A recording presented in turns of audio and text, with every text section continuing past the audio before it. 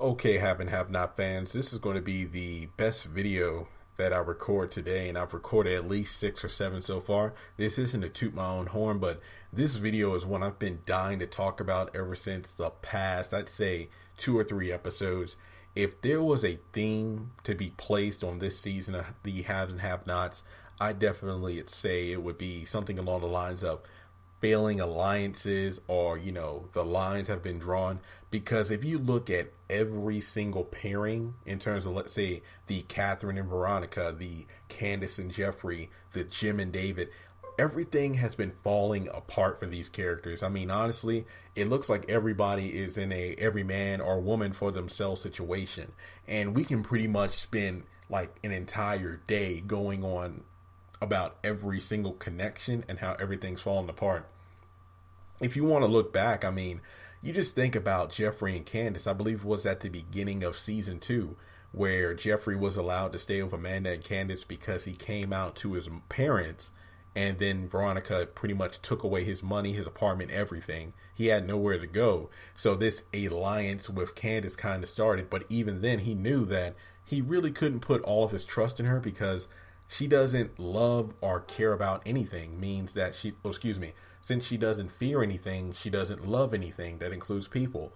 And ever since that moment where they were sitting on the couch in the living room that night, I just knew that, there was never going to be a 100% trust on either side of them, because it's been proven time and time again that Candace, and Jeffrey even said it, it seems like Candace is, maybe your friend or your partner or associate, but she's one of those people that she'll be down with you when it comes to the thin, but not when it gets thick. You know that saying, hey, I'll be there with you through thick and thin. She's somebody who's definitely not going to be on your team when it comes to things getting thick. She might be swimming around when it comes to the thin part, where it seems like, oh, we're not going to get in trouble. But as soon as it hits the fan, she's definitely going to throw you under the bus. That's pretty much how it is. Like when she, in just recent episodes, it just shows like when she's thinking about how, hey, I didn't kill Quincy, you did. You stabbed him over and over again. Jeffrey's actions led to Quincy's death, but at the same time, Candace could have called 911 and potentially saved Quincy's life. Like, I say potentially because we don't know how long she was staring at him we don't know how long Candace was staring at Quincy on the floor after he woke up after being, losing so much blood. So we don't know if the ambulance would have made it there in time. If she had called, it would have been, interesting to see how things played out if he would have survived. I mean, he did survive being crashing the truck with Benny, then getting his ass beat, and then limping to the hospital. I don't know. Well, you never know. He could have survived. But the alliance, I mean, this last episode, we're seeing Jeffrey in his prime. Like, he's holding nothing back. He's literally telling Candace off. And given the situation they're in, you would think that these two, especially Candace, would be more than willing to say, hey, let's put those differences aside and let's just work together. Oh, no. They're literally throwing each other under the bus, it seems, because Jeffrey's just had enough. And honestly, he's right. Candace was the one that dragged him kicking and screaming into this situation. And now it doesn't seem like she trusts him. Like that one time where he was at the hospital, I believe, after visiting Wyatt, and she hung up on him and then called back because she thought that he had the phone, tapped or bugged or something like that. And it just seems that, that alliance is null and void. Like, it's over. Like, Jeffrey is only there because he has to be. Because if he had listened to his own instincts, which was call the cops, as soon as Quincy, got stabbed multiple times, things might not have been as, bad as they are now. But she was the one to throw his phone down the garbage disposal.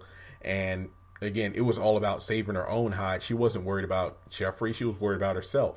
And I can go on all day about those two, but just kind of moving on here. The Candace and Benny plot. I mean, again, Benny has been down with his sister since day one.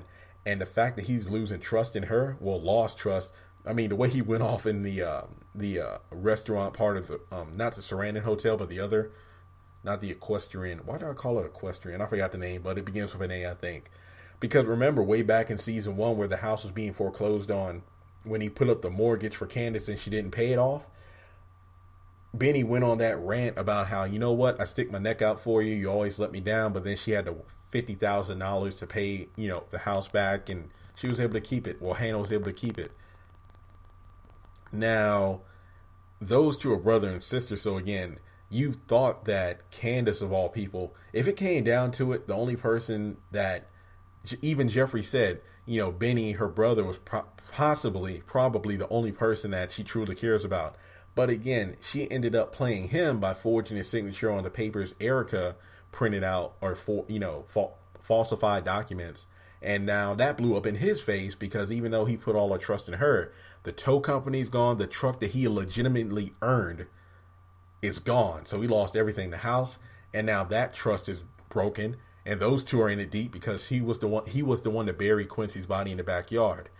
Then, of course, we move on to Veronica and Catherine. Now, it can be said that those two were never really friends, or at least Catherine never thought of it that way, because she knew Veronica's vanity was the only reason those two were together, if you will. That it was only about appearances to boost her own position in the social status by being seen and associated with Catherine Cryer. I don't need to go into this. We've seen how that ended, turned out when Catherine found out what Veronica did to her son. And I'm just going to leave it at that. Jim is like, hey, we need to make nice with her so we can make sure we're not all going to get thrown in jail. Catherine isn't having it. So it's pretty much safe to say that the alliance that never really was, if you want to call it that.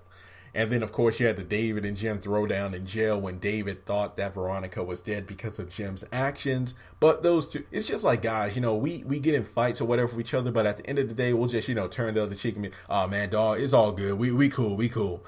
And that's pretty much how that worked out. I mean, there's still tension between the two, given the circumstances of, Jennifer being killed and whatnot. But I'd say if there was any kind of alliance if there was what's the word I'm looking for? If there was a healthy alliance, I'd say that those two will be in the number one spot. It's not perfect, of course, but based off everything we've seen so far, I'd say that Jim and David are in the best position in terms of, they're down for each other no matter what.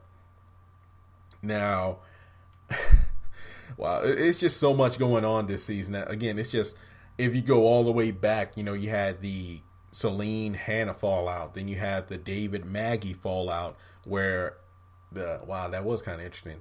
It's right after they finally had sex, that's when David woke up the next morning and Maggie lied about the whole I had nothing to do with the storing the paper kind of situation there. And though that is kind of messed up, because the last time they spoke was in anger, because that was when David and Benny were fighting in the office. Then David rushed off to jail to find Veronica, but it turns out that's when he thought she was shot at her house, but it was Maggie. So, wow, it's 8 minutes already. Okay, so I'm going to bring this video to a close, but honestly, if you want to discuss any further broken alliances in the comment section below, and again, if you want to throw in Candace and Warlock, I mean, that is another big deal. Like, those two, that was candy cane. Now, oh, man, that bitch is dead. That's how bad that is. And I still feel like Erica and Candace are going to fall out, because I don't think she's playing straight with Candace. So let me know your thoughts in the comment section below. And honestly, I'm going to throw this one last thing in here before I close it. Benny and Mitch, because Benny's been keeping a lot of secrets of Mitch lately in terms of, Quincy's body and losing everything because Candace, did her thing. So I might make a video on that in the near future. Probably going to wait a couple episodes until Mitch get out of jail. That way I can get more info. But there's just so much going down that at the end of the season, it isn't about who's going to come out dead or alive. It's about, is everybody going to be standing on their own mountain, if you want to put it that way. It looks like everybody has to stand on their own 2 feet, because nobody can be trusted in this game. So let me know your thoughts below, and I'll talk to you later.